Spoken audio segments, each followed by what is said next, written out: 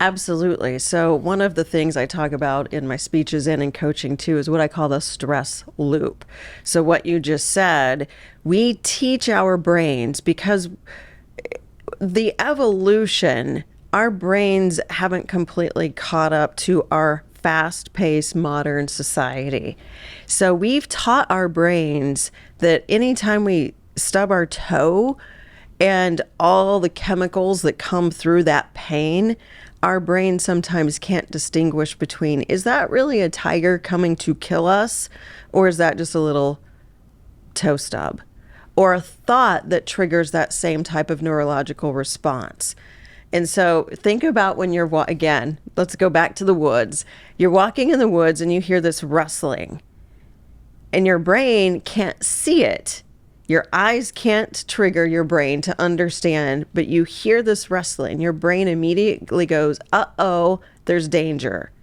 So your fight or flight starts to kick in. You might get a little sweaty. You might feel your pulse, your heart rate go up.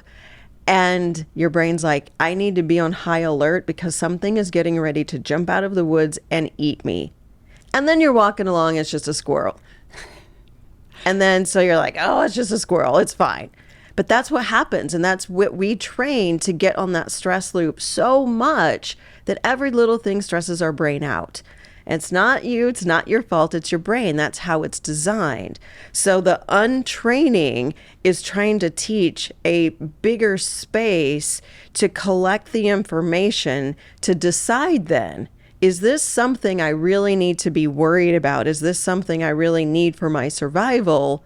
No, it's not. It's just a squirrel. But think about that with every email, every text message, every new thing that is added to our plate. It starts adding up. This is why burnout and stress is such a big issue in our societies, because we've overtrained ourselves to stress at every little thing. Your brain's designed to do that, but now it doesn't understand. Is this really something I need to hold on to for true survival, or is everything an overreaction? Most things are overreactions.